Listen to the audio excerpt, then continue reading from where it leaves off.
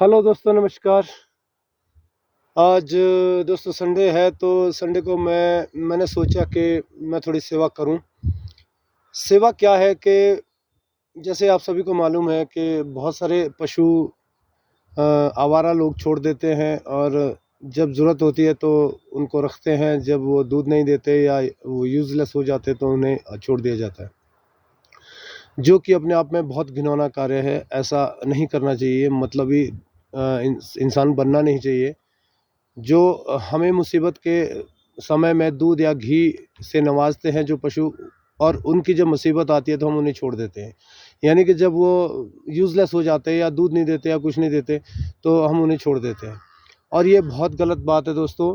तो हमारे यहाँ पे एक पुलवाल क्षेत्र में, मैं सौभाग्य कहूँगा कि हमारा सौभाग्य है, पुलवाल क्षेत्र में एक गौसदन कार्य कर रहा है, जिसमें सभी ग्रामीण लोग यहाँ के भाग लेते हैं और सहायता प्रदान करते हैं, और गवर्नमेंट का भी अंशदान उसमें रहता है। तो उसी सिलसिले में आज मैं यहाँ सेवा के तौर पे आया हूँ, क्योंकि वो हमारा जो गौसदन है, विंटर्स में क्या है कि जंगलों में बर्फ़ पड़ती है तो ठंड हो जाती है। विंटर में वो जितने भी आवारा पशु हैं हमारे पुलवाल में गौसदन में चले जाते हैं, वहाँ उनकी देख रेख की जाती है।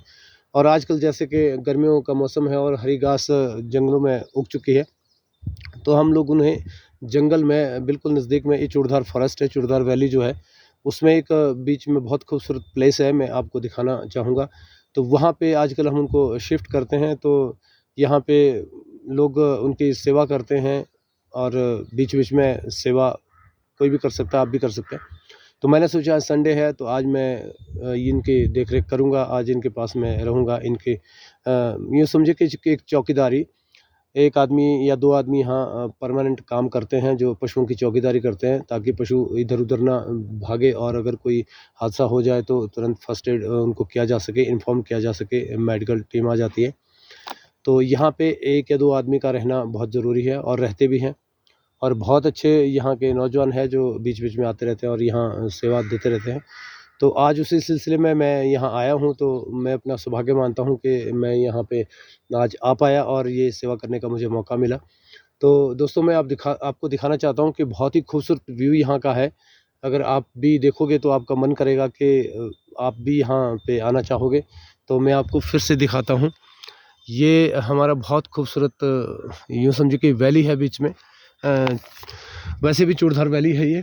बहुत घने जंगलों से ये घिरी रहती है, और यहाँ पे बीच-बीच में ऐसे प्लेन्स प्लॉट है जहाँ के बिल्कुल खाली एरिया है। प्लेन तो मैं नहीं कहूँगा, खाली है, जिसमें वेजिटेशन नहीं है, पेड़ नहीं है। तो इस तरह की जगहें ये बीच-बीच में जंगल में होती है। वो क्यों होती है, कैसे होती है, इसके बारे में मैं नहीं बता पाऊँगा, क्योंकि कुदरत का कुछ अपना तरीका है। वो कैसे कुदरत सृष्टि को बनाता है, कहीं पे जंगल घने दे दिए तो कहीं बीच में खाली एरिया दे दिया। और जहाँ तक मैं अपनी जानकारी में मैं समझ पाता हूँ कि ये थोड़ा वेटलैंड है, यहाँ पे नमी ज़्यादा है, चश्मे हैं। तो शायद इसी करके पेड़ों के जो बीज है, नेचुरल जो पेड़ों से बीज गिरते हैं, वो शायद यहाँ भी गिरते ज़रूर होंगे, लेकिन वो ग्रो नहीं कर पाते, क्योंकि ये वेटलैंड है और यहाँ पे पानी के चश्मे ज़्यादातर बने हुए होते हैं, और जो 12 महीने रिसते रहते हैं। तो बरसात में उसमें पानी बहुत ज़्यादा होता है, तो आजकल गर्मियों में भी आप देख पा रहे हो तो बहुत गीली और कीचड़ भरी बीच-बीच में ये ज़मीन है, दलदली ज़मीन है। तो इस करके मुझे लगता है कि जो पेड़ों के बीज यहाँ गिर पाते हैं, वो ग्रो नहीं कर पाते, वो शायद सड़ जाते हैं। और इसी तरह से ये बीच-बीच में इस तरह की वैलियाँ हो जाती है, जो अपने आप में बहुत जंगल को सुंदरता प्रदान करती है। तो दोस्तों, ये कुछ चीज़ें हैं जो बहुत अच्छी लगती हैं, और इसी प्रकार से ये सुंदरता बनी रहे, हम लोगों को कोशिश करनी चाहिए, क्योंकि प्रकृति के साथ छेड़छाड़ मनुष्य की बढ़ रही है। क्योंकि आप सभी जानते हैं कि जनसंख्या में हमारा देश दुनिया में नंबर 1 हो चुका है, जो कि बहुत चिंता का विषय है। और ज़रूरतें बढ़ती हैं, इंसान बढ़ते हैं तो ज़रूरतें ज़ाहिर सी बात है बढ़ती हैं। तो वो ज़रूरतें बढ़ेगी तो प्रकृति का दोहन होता रहता है। तो मैं चाहूँगा कि प्रकृति जब तक हो सके इसको संजोए रखिए, बचाए रखिए, और ताकि भविष्य में हमारी जो नस्लें हों वो भी इन चीज़ों को देख सके और करीब से अपनी नज़रों से देख पाएँ और इसका आनंद ले पाएँ। और दोस्तों, आप सभी जानते हैं जब तक ये प्रकृति है, ये जंगल है, तब तक ये दुनिया संभव है। अदरवाइज़ बिना जंगल जंगल के दुनिया की कल्पना करना भी मुश्किल है। तो ये दोस्तों बहुत सुंदर एरिया, और चारों तरफ अगर आप देख पा रहे हैं तो पशु ही पशु ये, और यहाँ पे दूर दूर काफ़ी पशु हैं, आपको वैसे नज़र नहीं आएंगे, लेकिन अगर मैं जूम करूँ तो शायद आप देख पाएंगे। तो ये पशु है जो हमारे गौ सदन में यहाँ पे रहते हैं। तो ये दोस्तों यहाँ का सिनेरियो है जो अपने आप में बहुत ही खूबसूरत है।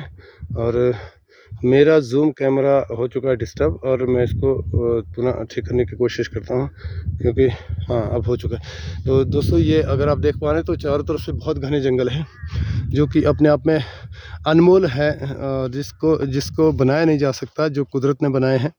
और हमारी लाख कोशिशें यही होनी चाहिए कि हम इसको बनाए रखने की कोशिश करें, पेड़ों को बीच बीच में ना काटें, ना उजाड़ें, और जितना हो सके बरसात में प्लांटेशन करें, क्योंकि किसी भी चीज़ की प्रकृति ने जो प्रकृति ने चीज़ बनाई है वो सीमित है दोस्तों, असीमित कुछ भी नहीं है।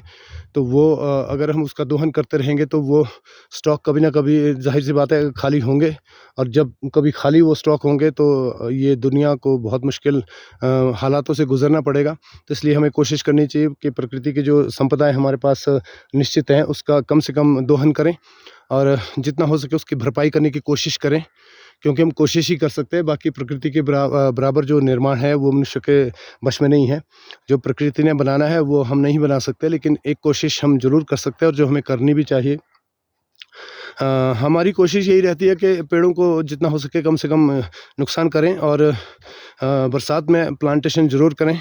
और मैं चाहूँगा कि जब भी जैसे हम फेस्टिवल उत्सव मनाते हैं, किसी की सालगिरह होती है, वर्षगांठ होती है जन्म की, या शादी की एनिवर्सरी होती है, तो उस दिन दोस्तों यादगार भी रहेगा, आप पेड़ लगाएं, और वो पेड़ आपके लिए ऐसी अनमोल गिफ्ट बनी रहेगी कि जब वो पेड़ बड़ा होगा तो आपको बार बार याद आता रहेगा कि ये पेड़ हमने इस डेट को, इस सन में इसको लगाया था, और ये कामयाब हो गया है। अब उसको कामयाब करने की कोशिश करें। लेकिन बात अलग है कि प्रकृति का जो अपना ग्रोथ है वो नेचुरल ग्रोथ कुछ अलग होती है। जो बीज अपने आप गिरते हैं पेड़ों से वो ज़्यादा नेचुरल अच्छी ग्रोथ पकड़ते हैं, और जो हम लगाते हैं वो कई बार नहीं ग्रो कर पाते। रीज़न बहुत से रहते हैं। कई बार हम पेड़ को लगा देते हैं, वहाँ नमी नहीं है, या उसको किसी पशु ने खा लिया हो, या डिस्टर्ब वैसा कर दिया हो, तो वो बात अलग है। लेकिन आप उस पे ना जाएं, फल की इच्छा ना रखें, आप कोशिश ज़रूर करें। और मैं अपने जीवन में, मेरा तो दोस्तों रूटीन है, मैं जब भी संभव होता है मैं प्रकृति के साथ बहुत ही एंजॉय लेता हूं, और मैं प्लांटेशन भी करता रहता हूं। और इस तरह से मुझे बहुत अच्छा लगता है, मन को सुकून अलग सा मिलता है।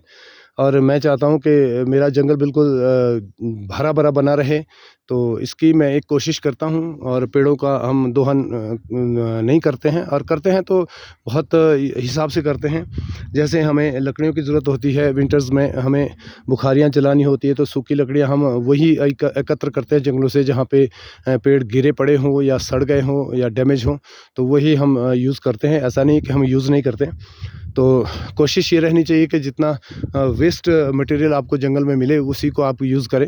दोस्तों जंगलों में वेस्ट मटेरियल बहुत मिल जाता है, ऐसा नहीं है, थोड़ा सा मेहनत करना होता है, और आपको हर जगह लकड़ियाँ मिल जाती हैं। तो ये दोस्तों अपना रूटीन बनाएं, और आप देखें तो सुंदरता इतनी खूबसूरत है कि मैं शब्दों में बयान नहीं कर पा रहा, क्योंकि जो कुदरत की सुंदरता है उसका बखान हमारे वश में नहीं है, हमारी औकात नहीं है कि उसका हम बखान कर सकें। सिर्फ देखते रहिए, देखने का मज़ा कुछ और है, और जो देख के आनंद मन को मिलता है उसके लिए शब्द नहीं होते कि उसको किस शब्दों में बयां किया जाए कि कैसा हमें नज़र आता है। सुकून अलग सा मिलता है, उस सुकून की कोई भाषा नहीं है दोस्तों, वो सिर्फ महसूस करने से ही होता है। और ये पशु हैं बेचारे, देखो अपने प्यार से यहाँ पे हरी घास खा रहे हैं, और बहुत अच्छा लग रहा है मुझे आज इन पशुओं के बीच। और हर जीवों की कद्र करें दोस्तों, और कद्र करनी भी चाहिए, क्योंकि हमारा नियम होना चाहिए कि जियो और जीने दो। आप भी जिएं और दूसरों जीवों को भी जीने दें। लेकिन मनुष्य है, बहुत मतलबी है। हम मतलब के लिए तो सेवा इन पशुओं की या किसी और जो बेज़ुबान जानवर हैं उनकी करते हैं। जब वो मतलब पूरा हो जाता है तो हम उन्हें छोड़ देते हैं, जो कि बहुत ही घिनौना कार्य है दोस्तों, ऐसा होना नहीं चाहिए।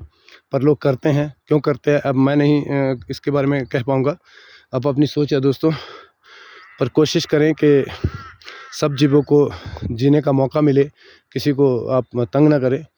तो दोस्तों आजकल मेरे पास एक पपी था छोटा, जो मैंने पहले भी आपको एक ब्लॉग में दिखाया था।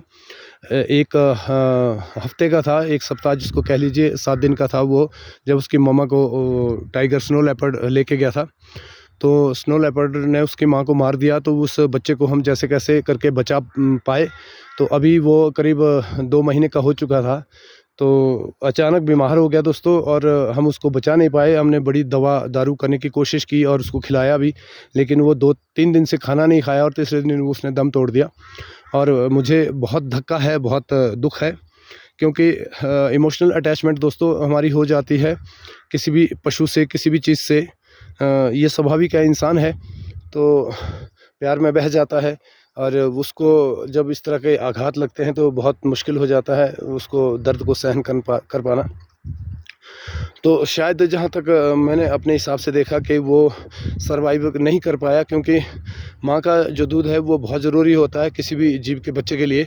तो वो 1 हफ्ते का ही था जब वो उसकी माँ को स्नो लेपर्ड ने मार दिया था। तो ज़ाहिर सी बात है माँ का दूध उसको नहीं मिला। बाकी सप्लीमेंट हमने ज़रूर खिलाए उसको, लेकिन उससे जिया ज़रूर वो, लेकिन वो हेल्दी नहीं था, वो कमज़ोर था, लेकिन शरारती बहुत था। अब उसको भूल पाना बहुत मुश्किल है। चलो, ये तो प्रकृति का नियम है दोस्तों, आना जाना तो चला रहता है। ये ज़िंदगी का दौर है, परमानेंट इस दुनिया में कुछ भी नहीं है। पेड़ पौधे, ये दुनिया, ये सूर्य, ये चाँद, ये भी परमानेंट नहीं है, इनकी भी एक उम्र है।